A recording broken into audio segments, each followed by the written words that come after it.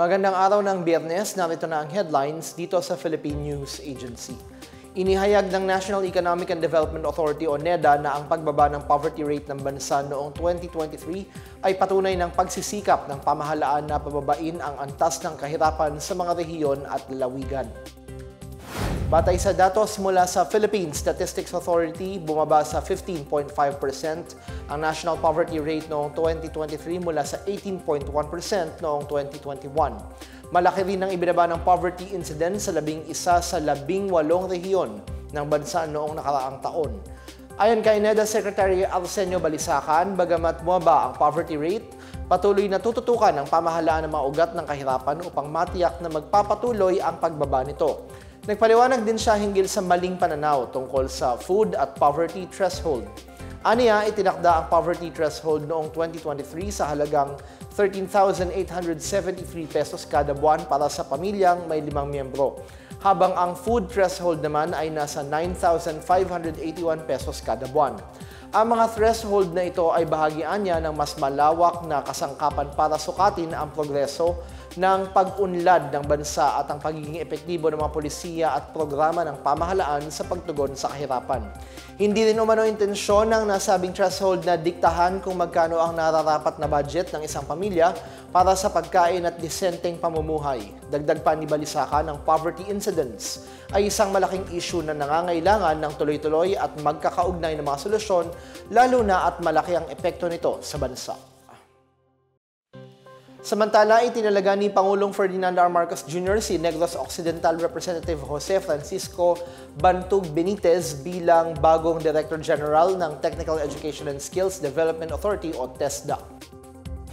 Pinalitan ni Benitez sa pwesto si Suharto Mangudadatu na nauna nang nagbitiw para sa kanyang paghahanda sa eleksyon sa susunod na taon. Ayon kay Communications Secretary Cheloy Garafil, taglay ni Benitez ang malawak na karanasan sa edukasyon, pagunlad at serbisyo publiko na angkop para pamunuan ang ahensya. Tiwalaan niya si Pangulong Marcos sa kakayahan ni Benitez na pangunahan ng TESDA upang matamo ang layunin nito gaya ng pagpapalakas ng teknikal na kasanayan ng mga manggagawang Pilipino, pagsusulong ng panghabang buhay na oportunidad sa pag-aaral at pagpapalago ng ekonomiya. Si Benitez ay may doctorate sa philosophy at kilala sa pagsusulong ng mga batas na nagtataguyod ng mga bagong paradigm ng pag-unlad na may pagkakapantay-pantay sa lipunan, pag-unlad ng ekonomiya at pagpapanatili ng maayos na kapaligiran. Si Benitez ang kinatawan ng 3rd Congressional District ng Negros Occidental at chairperson ng Committee on Housing and Urban Development sa House of Representatives. Nagpasalamat naman ang Pangulo sa naging kontribusyon ni Mangudadatu sa TESDA. Sa ibang balita, hinatulang guilty ng korte ang 3 kadete ng Philippine Military Academy sa mga kasong kaugnay ng pagkamatay ni Cadet 4th Class Darwin Dormitorio noong 2019.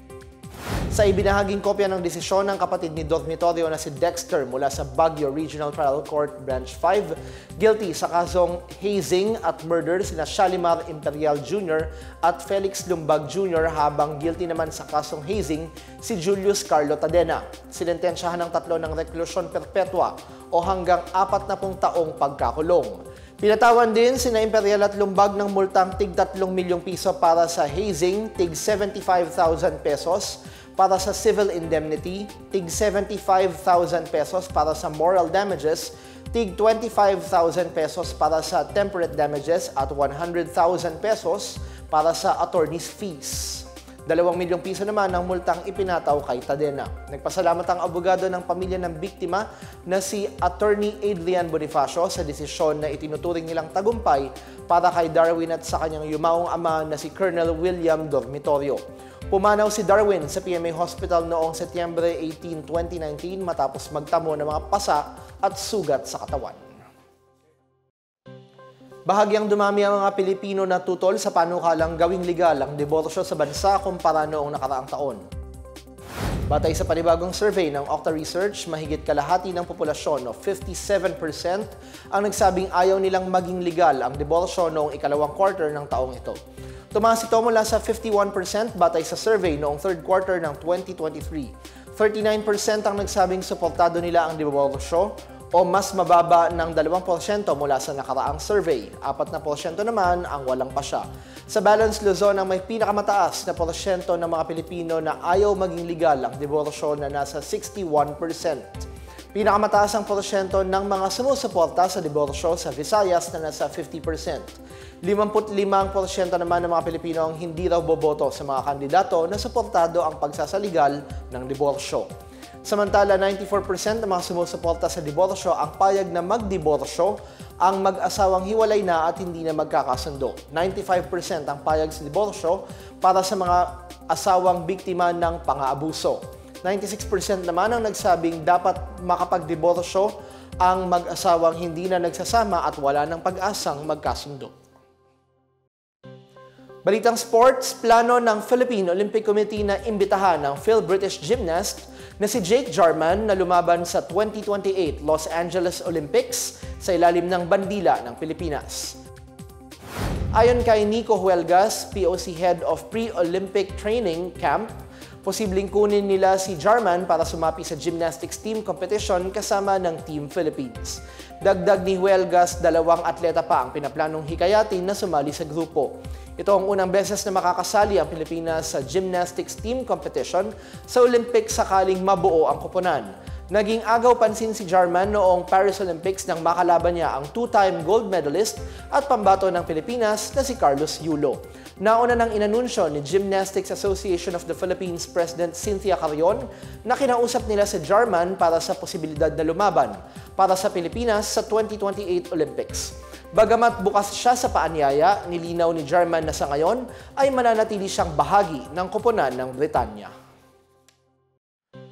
Sa ibang balita, napanalunan ng Pilipinas ang Best Diving Destination Award sa 2024 Diving Resort Travel Show o DRT sa Beijing, China.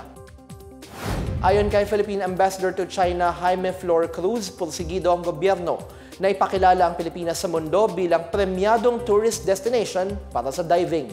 Anya, mahigit 73 billion pesos ang kinita ng bansa mula sa diving noong 2023. Bukod sa Best Diving Destination, napanalunan din ng bansa ang Best Tourism Promotion Partnership Award sa Diving Expo na ginanap mula Agosto 1 hanggang 4. Ang DRT ay ang pinakamalaking platform para sa pagpapalaganap ng diving sa rehiyon na nilalahukan ng higit 450,000 na bisita mula sa iba't ibang panig ng mundo. Pinangunahan ng Department of Tourism ang partisipasyon ng Pilipinas sa DRT.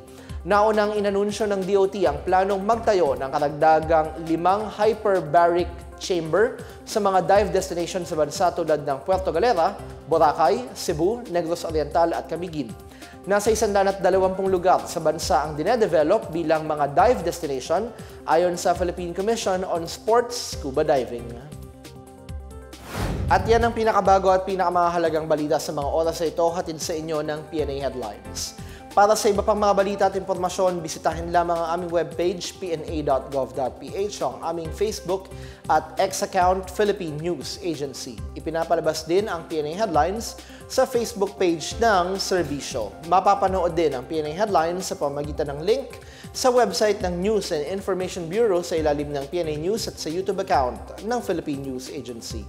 Ako si Benj Bondok, ito ang PNA Headlines, naghahati ng mga balitang nagbubuklod sa bagong Pilipinas. Happy weekend po sa inyong lahat.